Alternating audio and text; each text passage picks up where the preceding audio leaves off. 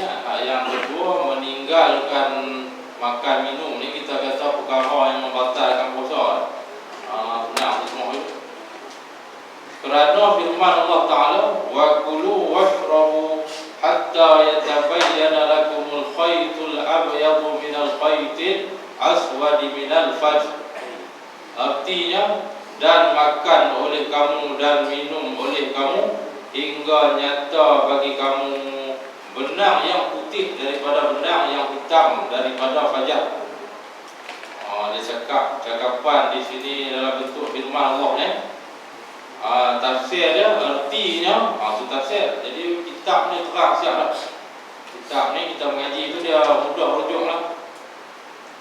Bila dia sebut sampai kepada benang yang putih daripada benang yang hitam daripada fajar, artinya itu dia tafsir ayat. Itu tafsir lah. Artinya hingga berbeza bagi kamu oleh gelap yang tinggal daripada malam dan cahaya fajar. Mana kata dah beza lah. Gelap malam dengan cerah fajar ni dah berbeza dah, nampak dah.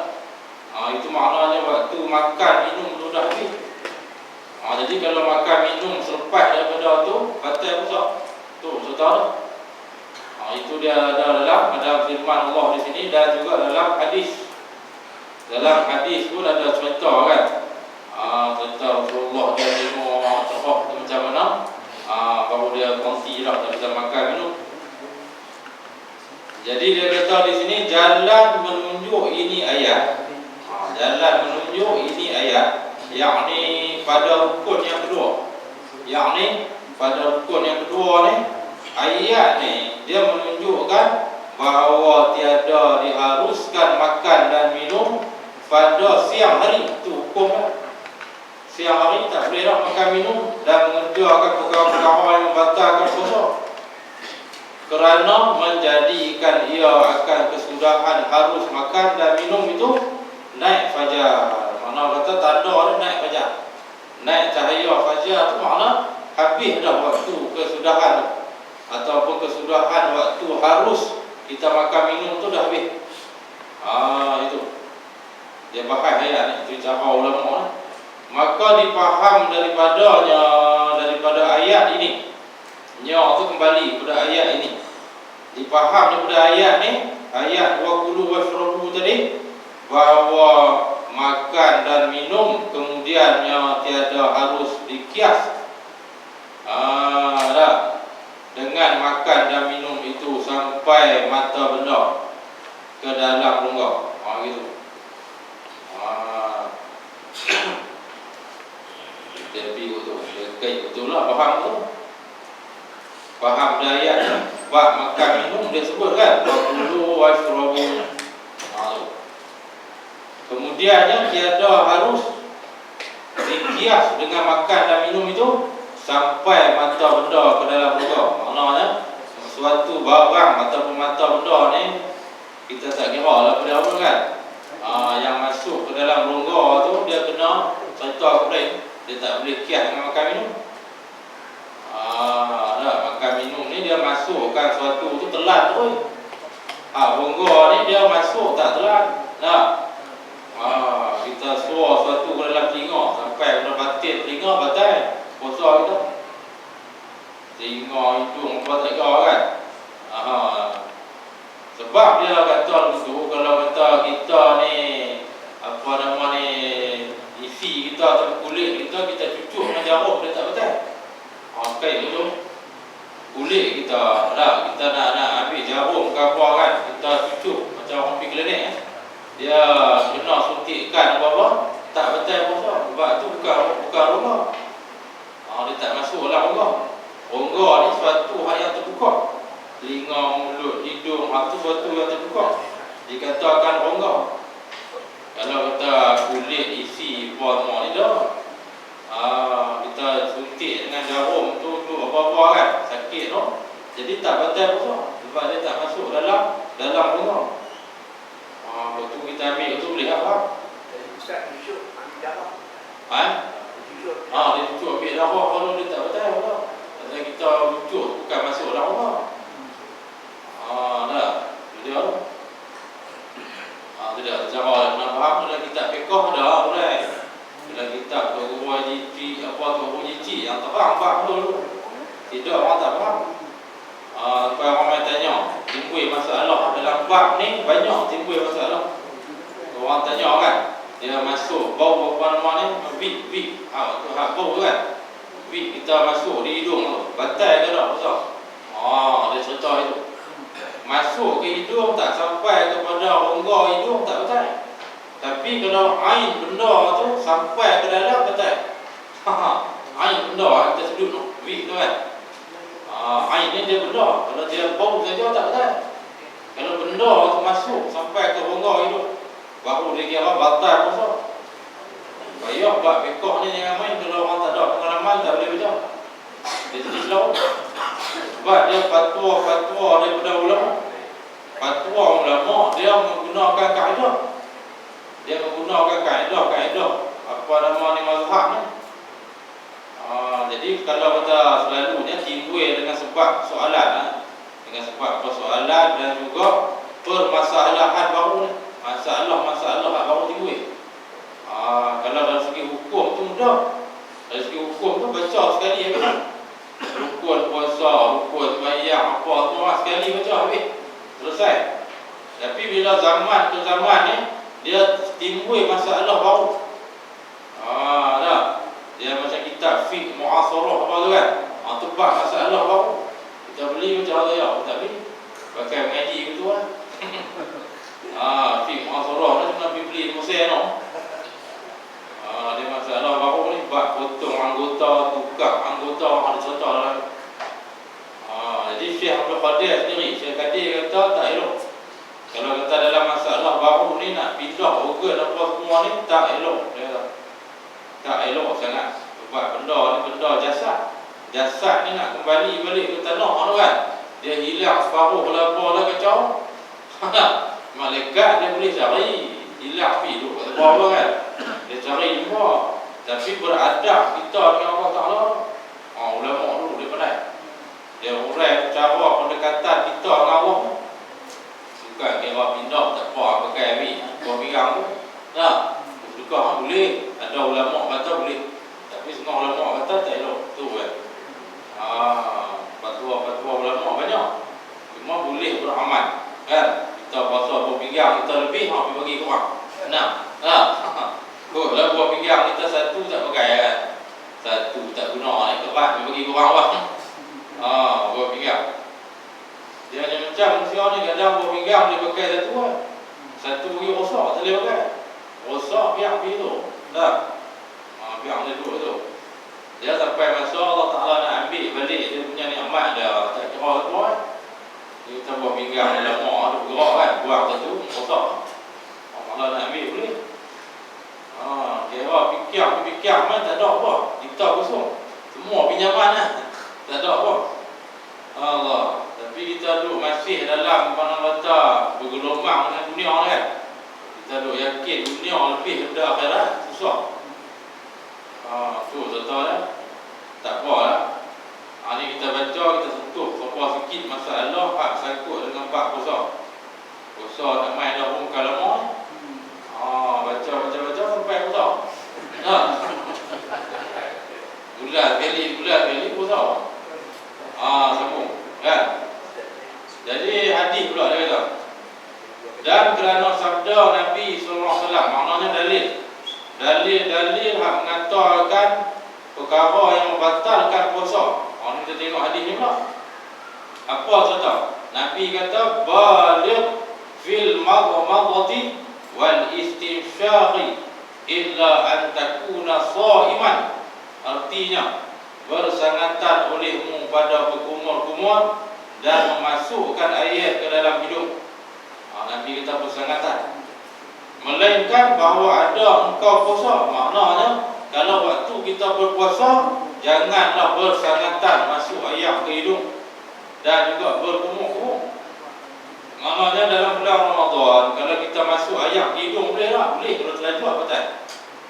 Tapi kalau bersangatan, makruh hukum lah. Kita masuk air ke hidung lah. Kalau orang tak tahu cara dia tertelan tu. Sampai satu orang Kuala Lumpur tu, dia masuk air ke hidung, telinga ada pekak sebelah. Dia kata hebat ambil semayang tengok kau. Tu tak tahu kan. Kita nak kait dengan maknanya mudarat sebab ambil wudu tak boleh. Sebab perbuatan wudu ni perbuatan Rasulullah. Perbuatan Rasulullah je. Makna kata tak ada sebarang jadi mudarat. Kawan dia telefon mana tak telinga terpekak sebelah. Pasal ambil air masuk hidup. Kacau. Kita nak jawab susah. Lah. Kata tak apa, pergi ubat nak buat je lah. Jawab begitu senang lah. Nak jawab pun lah. Pergi ubat dulu. Tengok jadi pekak sebelah tu dia jadi air sampai ni mana. Masalah manusia ni pun satu buat kan. Dia nak beramal. Nak buat amal cara Islam dia tak boleh. Jadi kita nak masuk air ke hidung tu dia kalau ikut ambil semayang. Dia berserta tu boleh. Berserta. Kita masuk kita nak kumuk tu. Dah. Mana kata istinsyak. Apa namanya mutmatuh kita nak kumuk kan. Kita masuk air mulut nak kumuk sekali. Sekali dengan kita air ke hidung. Maknanya dalam kitab kita hisap dia. Kita hisap air masuk ke hidung. Hisap cepat-cepat buang balik.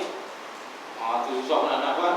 Jadi bila masuk Ramadan, Nabi kata jangan. Makna maksud di sini lah, jangan bersangatan. Dah.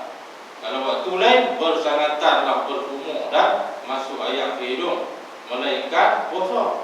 Tu dia tengok maksud dah. Maka jika tiada batal puasa dengan masuk air ke dalam rongga dengan sebab mubalaghah itu, kalau tak batal puasa kan, masuk sesuatu dalam rongga dalam hidung. Saya tiada dilarang. Maknanya masuk air ke hidung jadi batal puasa. Batal dah puasa. Masuk air ke hidung dia masuk ke rongga. Nak buat macam mana? Tengok di sini lah. Bila maksud hadis ni kita faham di sini dengan sebab mubalaghah itu.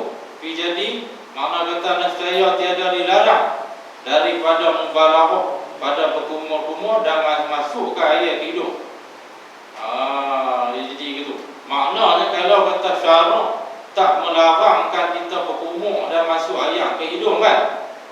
Yang ni kita kata dalam bulan Ramadan lah. Saya tak batal puasa. Baca ayat tu kita kali boleh. Jadi dengan sebab batal puasa tu lah tak boleh kita masuk air ke hidung. Itu menunjuk kata larangan ni larangan jadi batal. Jadi batal puasa. Berarti baca hadis tapi dia kena kembali kepada ilmu fiqh. Kembali ilmu fiqh. Kita nampak kan. Satu. Dan kerana hadis yang lain lagi. Hadis dalam bab batal puasa ni dia sentuh sikit-sikit dalam perkara membatalkan puasa. Kalau kita tengok dalam kitab-kitab ulama banyak puluh 40, 50, 60 jenis perkara-perkara jadi batal puasa. Kita pun tak tahu. Kita ada faham kira bukan telinga yang batal puasa kan. Duduk rumah duduk ketak telinga kata. Bulan puasa dia kata telinga. Lepas tu dia buat tak batal kot, dah ambil lidi dah, tujuh habis. Tak ada hal batal tak? Tu benar-benar. Jadi perkara batal puasa ni dia kena pati betul. Ni kita tengok lagi dia nak sebut di sini. Hadis Ibnu Hibban maknanya riwayat daripada Ibnu Hibban dan lainnya lagi lah. Dan mensahihkan mereka itu ulama hadis atau Ibnu Hibban dan lainnya akan hadis ni. Ulama menghukumkan sahih hadis ni mana dia? Man zara'ahul qay'u, qay' ini muntah. Man zara'ahul qay'u wa huwa sha'imun falaysa 'alaihi qada'un wa man istaqa'a falyaqdi. Artinya barang siapa mengerasi akan dia boleh muntah. Bahasa kita ni makna kata tak sengaja. Mengerasi ni tak sengaja jadi muntah tu. Pada ketika ia puasa, ketika dia puasa di bulan Ramadan ni tak sengaja, maka tiada wajib atas barang siapa tadi qada, tak wajib qada, tak wajib ulangkan balik puasa. Dan dia tak sengaja kan. Mana tahu tidur bulan puasa ni tidur kelebihan kan. Orang tidur makin lah. Dia tidur pukul 1 orang makin muntah. Main tidur lama ni jangan main dia pening. Bangkit dia pening pening kepala apa pi mayat entah. Itu dia tak sengaja, tak apa, tak batal puasa. Maknanya tak payah puasa. Dan mereka yang menuntut ia mereka akan muntah, maknanya sengaja dia jadi muntah. Maka hendaklah mengqadha ia akan puasanya. Kalau sengaja pi muntah tu kita pergi jolok angkung bagi muntah tak boleh. Tapi kita buat bagi muntah kan muntah pun. Dia bulan puasa ni dia boleh bila kita makan banyak di malam hari, siang dia mugai. Pasal ada mugai siang kan. Dia jadi mugai. Dia jadi mugai satu macam apa semua dia pening. Bila pening tu dia badan panas muntah. Tu contoh dia. Kalau kita tak ada badan panas kan, makan pun dia tak banyak sangat di malam hari tu, maknanya dia tak main lah, pening kepala apa pun dia tak muntah. Ni kaedah dah. Jadi bulan Ramadan kita buka puasa dengan mula sikit, dengan banyak. Tu orang tahu lah perubatan, orang tahu kan. Maknanya kita mula dengan buah taman 2 biji, 3 biji, ayam sejuk atau ayam air atau apa. Kemudian kuih ke apa sikit cukup. Jangan makan nasi lah. Jangan makan apa. Tu dia maknanya dia boleh tahan sikit. Lepas daripada tu, sejam, 2 jam baru boleh makan apa. Nak makan nasi ke, nak makan nasi Arab ke, hantar dia. Jangan lebih lah. Sembahyang tarawih tak lebih. Sembahyang tarawih bila makan banyak jadi masalah lah. Mata pula dia masuk. Dia banyak, manusia ni dia banyak khainah. Dia banyak khainah dan pangai. Ada semua Allah Ta'ala cerita dalam Quran. Dalam Quran Allah Ta'ala cerita semua lah. Pangai manusia ni, orang tak perlu cerita kita lah. Kalau kita baca Quran. Dah. Lah kita tak jangan tengok lah. Kita tengok kita, maknanya kita tengok diri kita. Jadi kita dah faham lah. Manusia ni lagu ni dia banyak cerita. Makan tak kena, tidur tak kena, tidur tak kena, macam-macam. Itu kelakuan manusia. Jadi maknanya adat lah. Makhluk sebagai manusia ni dia macam tu. Sebab tu Rabi'atul Adawiyah dia kata tak apa, walaupun kita ni duk mengeluh setiap hari tentang maknanya perkara-perkara yang menimpa atas kita ataupun ujian Allah yang kita kena, tak apa. Tapi hati kita tetap dengan Allah. Itulah orang bersusah ni. Tak apa, bunyi wik. Tapi hati tetap dengan Allah.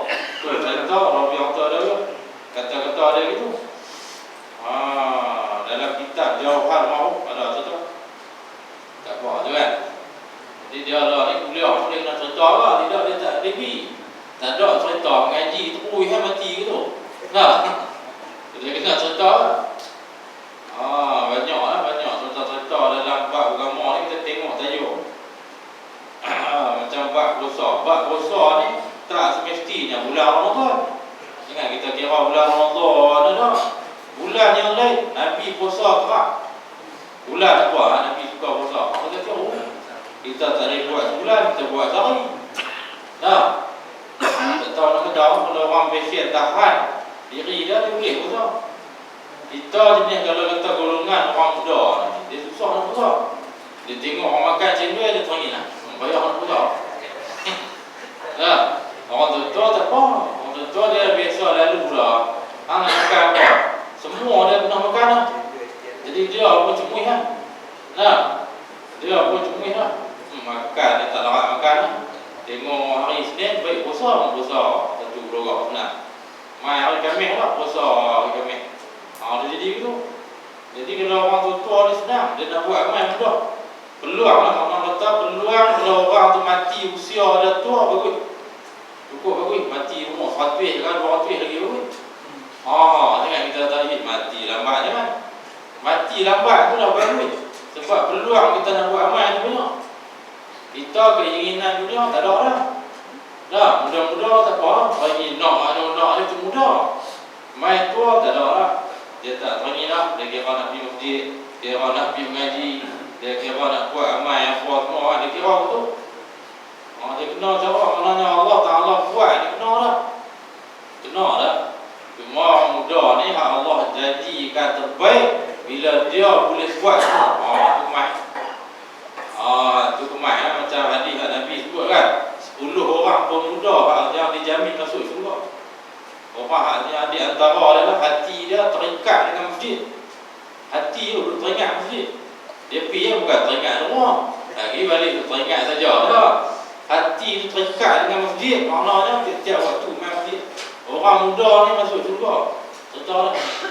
Tapi bila orang muda, orang dia kira malam ni pun tak habis dulu. Orang muda lah. Dia kalau lain. Saya dia mana kata masa kita dia pi dia tak betah balik lah. Tu contoh. Sebab tu orang tanya Imam Syafi'i kan, apa yang terlebih dekat dengan kita? Orang jawab ni macam ada yang jawab kata hak dekat dengan kita ibu bapa. Hak dekat dengan kita pada nama ni guru yang hampir kita dah. Tengok daripada jawapannya ni tu. Tapi Imam Syafi'i kata yang tu betul juga memang ibu bapa ni dekat dengan kita kan. Tapi hak terlebih hampir dengan kita mati. Dia habaq tu betul. Hak hampir dengan kita mati tiap-tiap hari mak dekat mau mai tengok. Mai duduk ronda, mai pergi tengok air dia ikut mana. Tak sampai masa kita buat patah balik biar belok. Kita tak tahu dah. Kita tak rasa sedap hati ni. Padahal malaikat maut ni mai tengok kita tiap hari. Mai tengok kursi rumah patah balik. Malaikat rahmat tak mai dah. Di rumah kita ni macam hantu dulu dah. Malaikat rahmat mai sebelah patah balik biar pergi dah. Malaikat maut. Malaikat maut ni dia mai ronda. Kursi tengok nak tengok senarai. Dia ada diary dah kan. Dia buka diary dah ada nama ni. Ada siap. Siap tu jalan lah. Dia tengok senarai tak ada selamat. Kalau kita boleh nampak malaikat tak tahu nak hidupnya lah. Kalau nampak malaikat mai depan pintu rumah, nampak malam ni mai dah. Dia duduk cek nama kita nak mati bila. Allah tak tahu. Tak ada dia nak ambil nyawa kita mati dulu. Tu biasa tahu dah. Tak ada dia nak cabut nyawa roh kita. Maknanya kita mati dulu. Kang tu. Tak ada rasa. Rasuah dia tak mau dekat ni. Bagi 2 bilion dia tak ambil. Dekat 2 bilion dia tak ambil lah. Dia tak makan. Mereka ni tak makan tak minum. Tu cerita mereka. Tak makan tak minum. Dia nak buat apa? Kita nak semawa dunia pada dia tak mau. Sebab tu dia terima arahan bila Allah Ta'ala perintah suruh pergi buat satu gunung jadi mat. Maknanya Allah Ta'ala suruh tanya Nabi Muhammad, Muhammad mau tak kami nak jadikan gunung sebagai mat? Jadi mat tu pun sebagai dunia untuk dah. Rasulullah tak payah. Kita dunia tak belakang. Rasulullah dia mat. Nabi tunjuk contoh kita bukan dunia lupa. Tapi dunia kena cari. Jangan bersilap faham tak apa balik kita semua dunia. Jangan ngaji tak faham lah. Rasulullah nak tunjuk habaq kata zuhudnya dalam perjuangan, dalam hidup ni ada perkara zahid. Perlu kita beramal dengan sifat zahid. Walaupun kita kaya. Kita kaya semua. Contoh kita orang paling kaya dalam pekan lunas. Contoh. Maknanya kita tak boleh tinggal sifat zahid. Zahid kita dengan Allah Ta'ala tak boleh tinggal. Zahid ni bahasa dia maknanya kita ambil qadar yang kita hajat. Kita kaya tapi hajat kita nak makan sepinggan dah. Hak lebih 10 pinggan lagi mana nak bagi orang lain. Kalau dia taruh nak makan juga makan zahid lah. Lepas tu orang panggil kedukun. Itu yang saya tahu lah. Orang ni dia tak faham perangai Rasulullah ni. Dia tak faham nak beramal zahid macam mana, nak beramal qanaah macam mana. Tu yang susah. Dia kira kita kumpul kekayaan, kita buat satu benda. Tak jadi tu. Zahid ni dia kena betul-betul. Kita dulu kena pula. Diri kita dulu kena zahid. Tu zahid.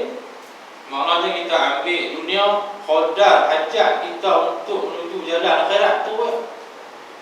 Kita nak guna banyak lah. Banyak juga hajat kita. Kita nak main masjid, nak kumpul minyak kita hajat. Kena baru. Bukan pakai yang tu kan. Satu. Kita main masjid nak kena pakai baju, kena beli baju. Baju lah setahun 2 lai 3 lai. Kalau setahun selai tak boleh ni, kapun begitu kan. Itu zahid. Bukan makna zahid ni apa nama ni, kita tinggal dunia, kita pakai kain buruk, main bayang tak boleh kata Allah marah. Innallaha jamilun yuhibbul jamal. Ini orang selalu baca hadis lain pun banyak. Allah suka benda cantik sebab Allah Ta'ala tu cantik. Dia kira begitu. Jadi ulama-ulama yang pegang kena elok, dia beramal bersih. Satu dia ikhlas kan. Yang pertama dia ikhlas dengan Allah. Yang kedua dia beramal tu kena tajuk lah. Dia qanaah, dia zahid, walaupun dia gaya, dia jadi licin elok. Amalan dia tu bersih elok. Kita silap pegangan kan. Kita nak amalkan untuk jadi ikhlas tu tak kena, buat lagu gunung tak kena, buat lagu ni tak kena. Tu masalah. Tu dia antara cerita dalam agama ni yang kita selit masuk bab ni. Jangan kira puasa Ramadan tu je kita latih. Macam tuan guru nama Pak Sumit di Bukit Temaga Allah ni ada hari. Dia puasa setahun. Sepanjang tahun tu cuma hari raya yang tak puasa. Hari raya, hari Tashrik, tu dia tak ada puasa kan, haram.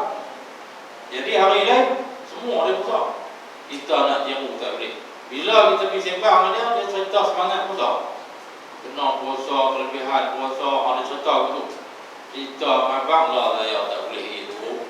Dia nak kata saya lah tak boleh lagi. Mau kata tahu kita nak puasa, kita nak buat dia. Pergi sana, pergi sini, tengah panas, musim panas, tak boleh jadi. Suruh, tak ada jawab. Tak boleh berkhabar sunat. Benda sunat. Cuma kita yang nak cari kelebihan, kita buat lah. Tapi kalau orang buat, orang tu dapat. Tu contoh lah. Ada orang dia fikir boleh baca Quran ni. Baca Quran, puasa dia tak boleh. Puasa sunat kan. Dia kira baca Quran tak buat, biar pergi lah. Dia ada cerita dalam kitab ni. Kejadian tiap-tiap manusia tu dia boleh kan. Dia pergi tanah kita ni dia nak ada apa itu. Tanah campuran badan kita ni asal usul lah. Cerita daripada hadis yang ulama bawa mai. Maknanya dari lebih kurang 6,000 campuran tanah ni berbeza, bukan sama. Tanah yang badan kita asal dah. Asal bukan tanah di kulit besar. Tanah mai mana campur kuih jadi orang. Jadi maknanya hasil tanah tu dia ada semangat dah. Kita bercerita dulu lah. Ada orang tu semangat dia baca Quran saja. Dia mai satu masa dia baca Quran. Orang ni dia boleh buat semua. Sebab ada campuran Allah jadi kat dia passion tu. Dia boleh baca Quran, puasa, mayang sunat habis. Cuma hak tak boleh tu macam mana nak kira? Hak tak boleh tu dia kena usaha bagi boleh tak? Jangan kita ni faham atau campuran kita ni passion tu dah. Satu-satu kejadian asal dah. Cuma usaha hak Allah nak pilih tu usaha. Usaha daripada kita tak pernah puasa, kita puasa. Usaha daripada kita tak pernah mayang sunat, kita mayang sunat. Usaha kan. Sikit bukan dia banyak. Kalau banyak pun jadi tak minyak tak ada dia kan. Sikit-sikit lah. Tu cerita lah. Dalam kitab-kitab ulama banyak cerita-cerita dia ambil daripada asal usul. Daripada anasir asal kejadian kita ni daripada 4 perkara tu. Tanah, air, api, angin tu betul. Cerita tu dalam kitab, bukan orang tua ada. Cuma orang ni dia kata ni orang tua mereka ni. Dia kira tanah, air, api, angin. Tu nama anak dia nak kahwin. Dia kira mana dia pakai lelaki hang main nak tengok. Nak pakai lelaki hang nama apa nak kira. Dia kira jatuh tentang tanah, air, api, angin ni. Tua kira tu betul juga betul. Kita kira tanah, air, api, angin. Nak tengok jatuh kau nak. Nama tu dia ada berapa huruf kira. Kalau ada 5 kan. Tanah, air, api, angin, tanah. Dia patah balik, kira balik. Ulang balik lah. Tanah berbuih. Tanah ni mudah berbuih. Dia main-main api. Api ni sebagam. Kira belah ni belah anak dia pula. Kira buat api lah. Elok. Dia dalam kira lalunya lah. Api dia kurung air. Tanah dengan angin gitu. Orang tua, orang tua main dia tanya kan. Dia betul dia nak meninggal, dia cakap dia. Dia tanya ustaz tolong cari anak dia apa, anak dia tak kahwin. Dia pergi tu. Tolong cari, dia tak tengoklah kita semua. Tua macam mana nak cari. Saya fikir pelik dia ni mana. Dah. Dia mengaji dia elok ni. Rupanya dia nak mati. Kita punya anak dia kok mana dia pun jadi macam ni. Lalunya dia duk cari kira orang. Ni dia suruh kita cari. Kita tak tahu lah dia pasal apa boleh kita tolong lah. Allah lah. Betul nak cari ni nak apa lu tahu. Duk tengah-tengah ni arwah. Apa nama lupa dekat rumah Haji Ismail. Kira mesin Riyad dia pergi tu. Mesin Riyad bila dia tak ada kan pergi. Mesin Riyad kita pergi talak tak rumah dia telefon nampak Nabi dia tahu siapa. Riyad nak elok dia simpan. Riyad kita nak makan ni bukan dekat duri hitam lah. Dulu duri hitam pun ada sedap lah. Lo ni dia main sekejap duri hitam. Habis kalau Penang kan, kalau pergi Penang ada duri hitam. Jadi kalau orang tutup dia ada macam-macam ni dia simpan kan. Jadi saya pergi makan Riyad ni dulu. Tengah-tengah raja kita kebetulan ni tenang. Tidak dulu kita memang duduk pulang. Lupa bagi tanah tu ada abang dia ada kan. Nak kira duduk di tu. Nak buat pondok, buat duduk tu di hutan. Dengan hutan dia duduk dengan pekan besar. Kalau duduk situ kita nak main majak macam ni pegang di hutan. Dia jauh dengan kedai tu kita malas tu. Tengok betul lambat, pembangunan lambat. Pembangunan lambat ni kita segan tu. Tu yang tak jadi tu. Sungai ulang dia main tu kan. Sungai ulang tu. Lalu dia naik kira maju kira. Pasal apa nama? Dia buat jalan baru naik pergi ke Mahang. Maju sikit tu. Tak apa tu. Ini dia hadis. Dan kerana habis tu. Maka hendaklah mengqadha ia akan puasanya entah jadi dia kena qadha. Dan kerana ijma' ulama atas batal puasa dengan sebab ijma'. Satu ijma' ulama dah, muafakat ulama. Satu jadi perkara yang batal puasa juga. Rukun yang ketiga orang yang puasa. Rukun yang ketiga. Rukun yang ketiga dia tak urai lah. Rukun yang ketiga dia kata orang yang puasa. Mana kata rukun puasa ni kena ada orang nak puasa kan. Macam mana syarat nikah. Dia kena ada orang yang ada isteri ataupun bakal isteri, bakal suami. Baru boleh nikah. Ni kita pergi tanya, pergi depan Tok Hati tanya. Cerita asal rukun nikah ada apa lah ni. Tak tahu nak nikah macam mana lah. Nah, bakal dalam kitab sebut suami isteri, maknanya bakal lah. Belum nikah lagi. Tapi dalam kitab sebut suami isteri, maknanya bakal suami, bakal isteri. Itu rukunnya. Dalam kitab pun kena takdir juga. Kena takdir ayat tu. Kalau tidak dia tak sempurna. Dia belum nikah lagi, dia rukun ada. Dia takkan suami isteri pun tak boleh. Bakal saja. Dia Tok Hati pun pening kena dia tak kiap kan.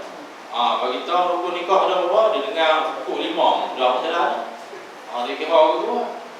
Tak, Tok Hati makan gaji zaman dah ni. Dia kira nak pergi cepat lah.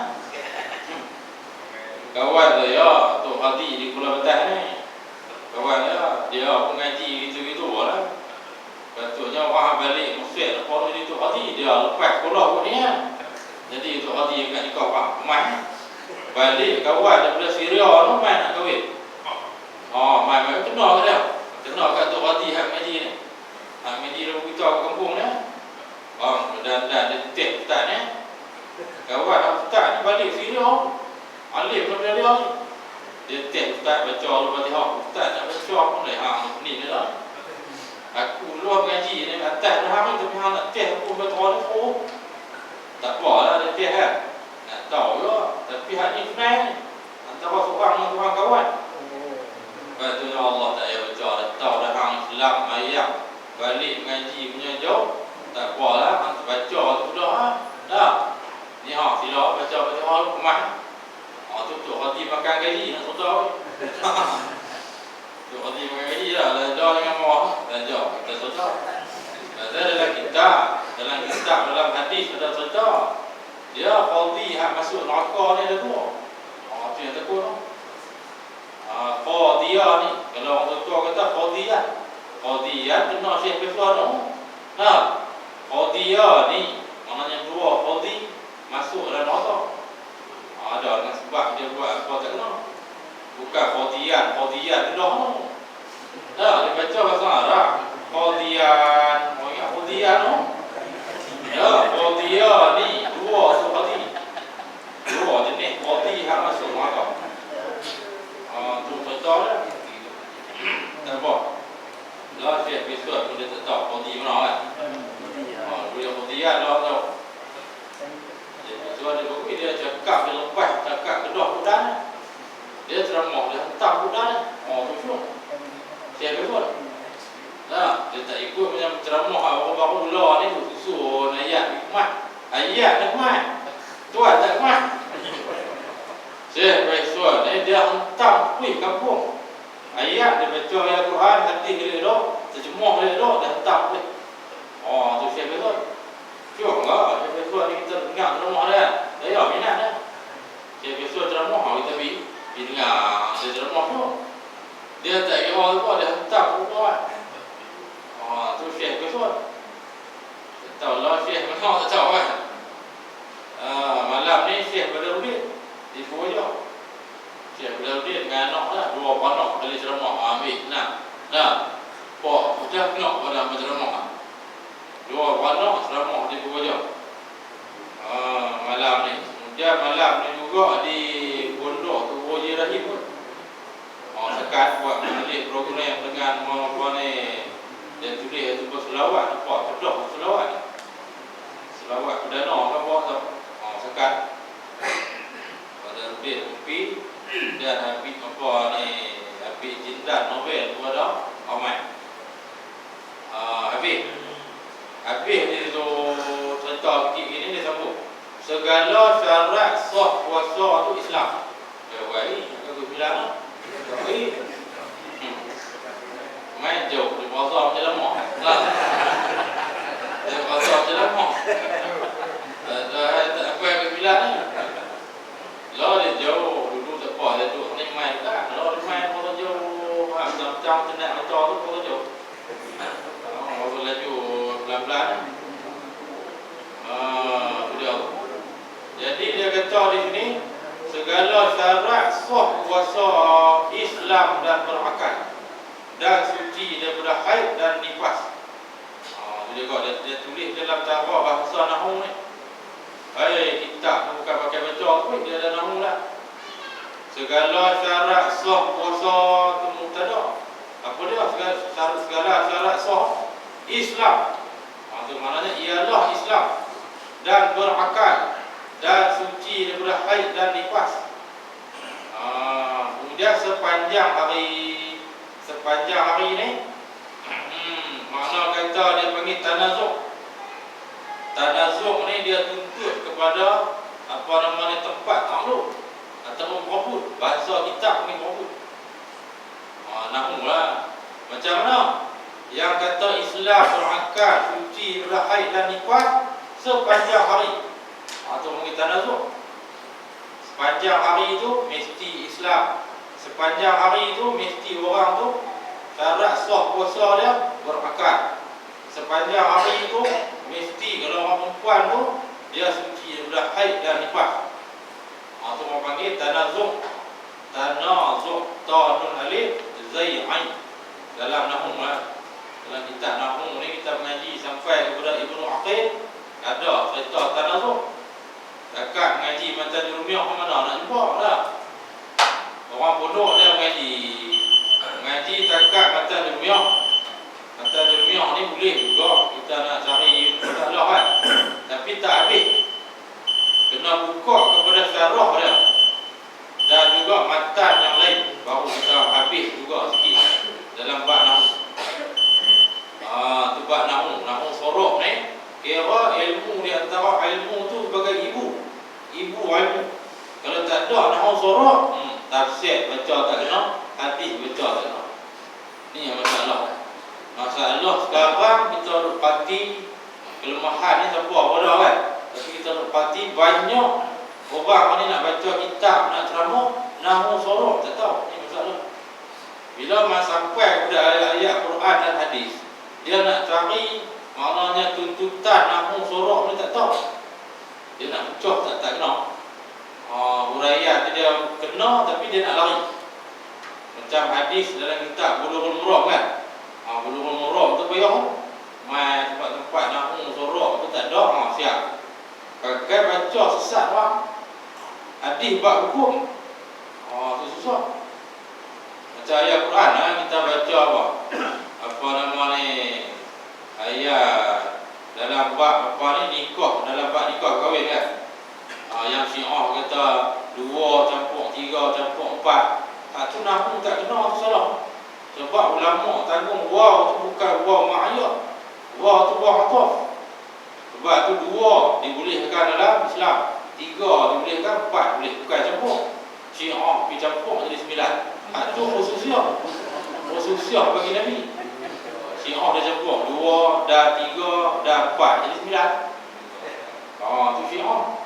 Islam dia tak boleh. Islam dia mazhab mana pun dia tak ada lepas 9, kecuali khususiah bagi Nabi kita SAW.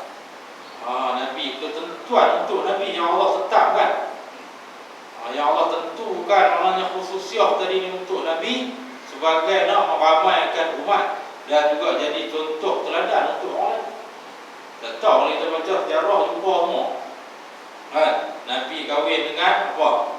Dengan apa ni, Sofiah atau apa cerita kan? Ada sejarah dia waktu Nabi kahwin pula ni dengan Siti Aisyah. Ada cerita tentang Siti Aisyah ni macam mana. Nabi kahwin dengan Siti Khadijah. Ada cerita bagi panduan untuk orang ataupun untuk umat ni tentang Khadijah. Itu kata khususnya. Yang Syiah kahwin 9 ramai cerita. Mana jadi contoh umat? Tak ada. Semua ada himpun di Turki ya. Lepas tu main himpun di Malaysia lah. Ni cerita Syiah. Jadi Islam ni kira dia buka cukup luas. Tiap-tiap isteri Nabi ni kalau kita cerita ada contoh semua. Tak ada seorang yang ketinggalan, tak ada. Semua ada contoh-contoh kat umat ni boleh ambil pengajaran. Tu baru isteri jadi contoh kan. Baru turun main pada orang lain, sahabiah perempuan jadi contoh pula pada umat belakang. Ada juga. Tu kata buat khususiah ni bukan kata kita ni boleh tiru ikut suka, tak boleh. Yang hak lain dia tak mau tiru kan. Nabi sembahyang malam dia tak tiru, Nabi ada khususiah dia nak tiru. Ni masalah. Yang Nabi ikat perut kosong, Nabi kosong ikat perut dengan batu, dia tak tiru. Tak tiru pun, tapi dia nak makan lebih daripada tu. Tak boleh. Cuba tirunya kan. Rasulullah dia tak ada makan, nak buat macam mana? Ambil batu, ikat ikat tak di pinggang, dia beli pinggang. Sampai tahap tu kita ni tak ada pun nak ikat batu dah. Tak ada pun. Yang ada batu karang dalam perut tu kan. Tu ada. Batu karang dalam perut tu nak pergi buang. Ikat batu di pinggang ni, di perut kan. Kita nak tahan lapar. Batu sungai batu sungai dia sejuk, dia tahan. Kalau kita pakai batu tar jalan ni panas. Dia panas. Ikat di perut sakit. Ambil batu sungai licin ni kan. Ikat dia tu. Tak ada tapi nak cerita Rasulullah ni terbaik. Tak ada. Nak cerita Rasulullah ni manusia yang paling baik. Kita tu buat macam mana? Maknanya kalau kita ikat batu di perut pun tak ada sama lagi. Kau lah nak ikat 10 biji. Dia nak lawan. Tak sama dengan pangai Rasulullah. Rasulullah dia ikat sebagai syarat. Dia lapar tapi dia kosong. So dia kita mana boleh buat. Makan kurma sebiji pun share 2 orang kan. Susah. Kita kurma mau seorang sekutak. Sebiji tak mau. Mau seorang sekutak. Bilik hang satu, bilik aku satu. 2 orang sekutak kurma. Allah balik buka tudung saji, tengok Allah ada biji share 2 orang buka besar. Kita lebih boleh buat begitu. Tak tahu nak buat mana. Cuma kita lemah. Kita ni manusia hak belakang ni lemah. Kalau kita kata bulan Ramadan, contoh kan, kita makan sikit je. Pakai tarawih tak payah, sakit. Tak larat jalan. Makan nasi ada, aku pernah telur tak ada. Kurma sebiji. Itu kita nak main tarawih je nak. Tak larat. Mana kita lemah. Kita masuk dalam golongan mustad'afin. Golongan golongan Ustaz Hafiz ni lemah dari segi kekuatan, tak ada makan, korang tak boleh jalan, korang makan jadi gisrik, lapar, jadi penyakit macam banyak kan. Makan lebih darah tinggi, batu karang, kencing manis habis. Bala zaman kita ni zaman dia bala tu banyak. Tu serta lah. Jadi kita baca buat puasa ni kita duk sebut nak kenal balik hak Rasulullah tu, hak Nabi buat. Kalau kita tak kenal langsung terus, tak ingat langsung hak Nabi buat, Allah tak tahu manusia ni. Tak ingat perjuangan Rasulullah ni dalam tempoh 23 tahun tu, Rasulullah boleh tawar dunia. Kita boleh kan? Kita kena kenal boleh. Macam mana Rasulullah bergerak kan? Nak pergi perang, Rasulullah arwah siap lah. Arwah sahabat-sahabat standby, kita nak turun pergi perang dengan kufar. Apa tindakan Rasulullah dalam peperangan Uhud? Kalau tak hilang kan? Sebelum peperangan Uhud, Rasulullah keluar di pagi hari selepas subuh, dah keluar pergi riki lah, pergi seorang-seorang. Sahabat duduk tidur lagi, semua duduk rehat, duduk tidur, apa semua kan, duduk jaga badan ni. Rasulullah keluar lah awal, kursi tengok siap lah macam mana nak atur strategi, baru balik ambil tempat, barulah balik ajak sahabat-sahabat ni. Tu perjuangan Nabi. Kita boleh kan? Orang panggil mayat-mayat, duduk di mayat-mayat di Kedah, di Pulau Pinang, tempat tak tahu, pakai Kedah pergi sesat ni. Kalau rumah hak bagui, tak apa, saya pergi tengok dulu tempat kat mana dulu kan.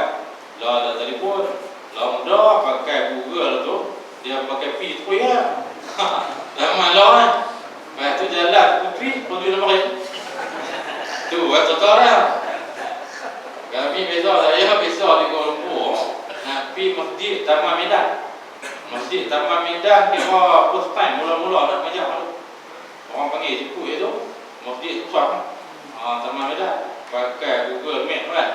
Cari jalan putri, tak ada. Habis jalan tak habis lah. Dia tak boleh pergi, ada bangunan nak pergi sama. Patah balik kursi bertanya orang. Macam nak kenal seluruh jalan dia. Tak boleh ikut semua. Map pun dah mumpung tak kan. Ni nak cerita perjuangan ni nak kait dengan zaman law kan. Zaman law kita kalau penggerak, kita dulu kena pergi depan. Kalau kita penggerak, lah insyaAllah dekat larat kita main. Macam law kita mengajak banyak, Kedah banyak lah. Jadi maknanya nak gerak jemaah kita dulu Nabi. Susah. Kita fikir ada sakit tak? Kita nak gerak jemaah ni kita fikir. Saya fikir kita nak bagi maklumat kepada orang ramai supaya maju dalam agama ni. Mengaji banyak orang. Tiap-tiap malam orang dengar kuliah. Apa semangat yang kita nak bagi? Kita fikir. Kita kena jadi penggerak dulu. Kalau bahasa lah dia panggil pencetus rumah. Tak masuk pencetus rumah tak. Kita pencetus ke kampung kan. Kita jadi pencetus ke kampung lah. Tapi kena kemas tu macam baru ni Cina dia buat jerat sampai makan jalan. Orang duduk tengah. Saya pergi suara di masjid dalam kuliah maghrib. Dia tu kita bagi semangat. Kita orang Islam ni kita kena semangat, kena berani, kena berdepan dengan benda-benda yang melanggar maknanya sampai lebih daripada Islam. Islam ni kena tinggi. Tapi zaman hari ni kita nak tinggi sangat dah tak boleh lah. Pakai boleh sikit-sikit kan. Jadi sampai kita biar jerat ataupun perkuburan Cina ni kapiak ni dah lebih daripada kita. Takkan kita nak biar baru orang terbuka sikit. Banyak tu kan. Kita sebut banyak tu kan. Baru JKK pun mula pakai kapiak. JKK pakai kapiak pun selisih betul JKK pakai kapiak tu. Dia ada saudara sikit kan. Biar Cina ni sampai habis jalan kampung dia masuk. Kita tak ada tindakan bagi orang Islam, walaupun tak ada jawatan, kita kena balik. Kita kena tegak hukum, jangan bagi orang kafir ni langkah lebih. Tapi zaman kita dah habis dah. Zaman dah terbelakang, maknanya semua dah ketinggalan. Kita usaha pun buat juga, tapi atas perjuangan Islam tu kan. Atas perjuangan hidup ni. Jangan kita biar hidup kita busuk kan. Jangan kita biar mati tak ada perjuangan. Kalau orang ikut dulu zaman Usrah tu dia tahu. Tengok cerita Hasan Al-Banna lah apa semua perjuangan.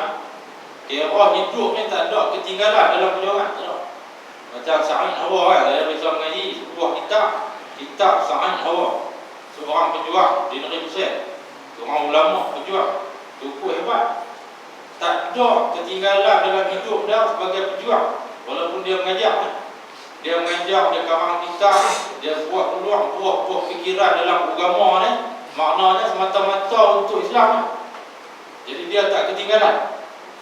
Kemas Sa'id Hawa ni antara pencetus yang mana terjadi buah fikiran yang baik dalam pemerintahan Islam dulu ni.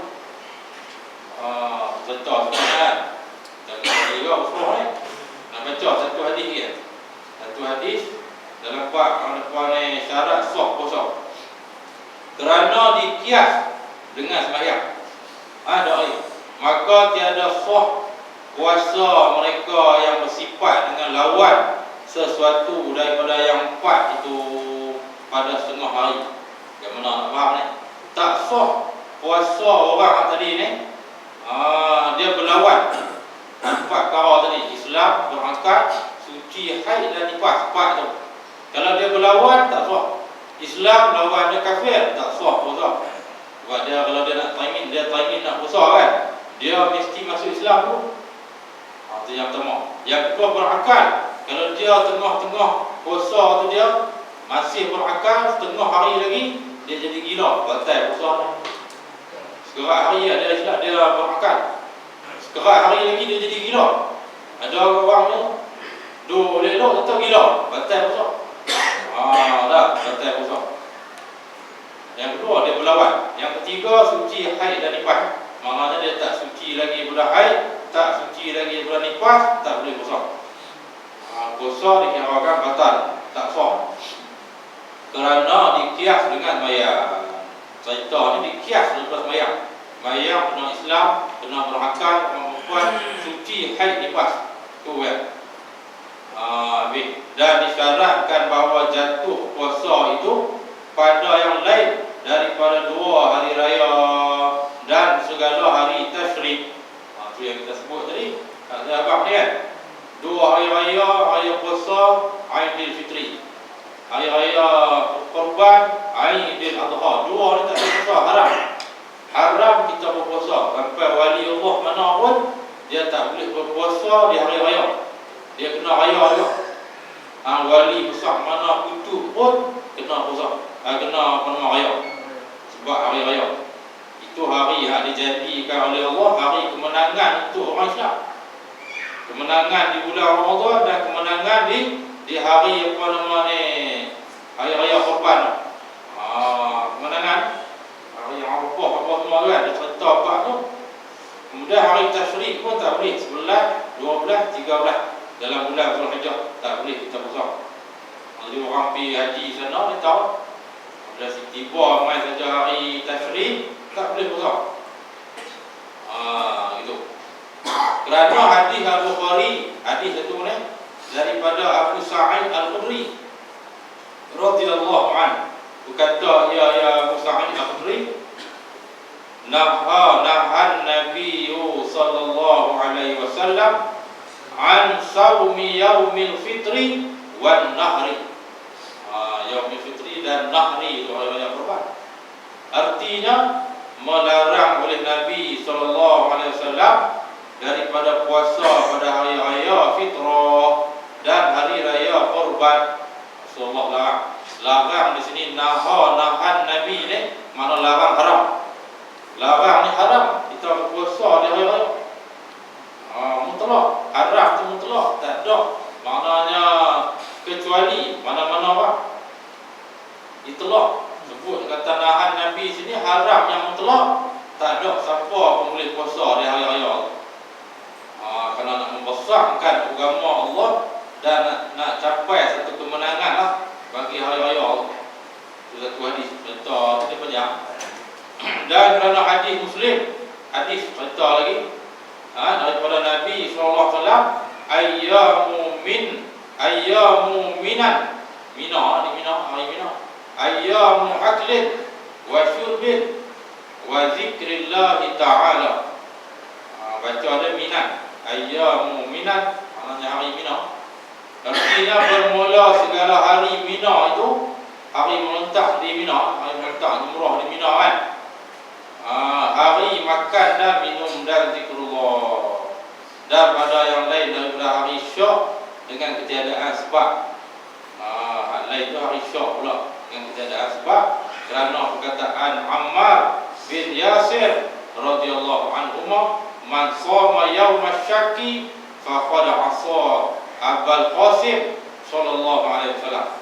Artinya barang siapa puasa yang pada hari Syok, maka sungguhnya telah mendurhaka ia akan Abul Qasim. Siapa dia Abul Qasim?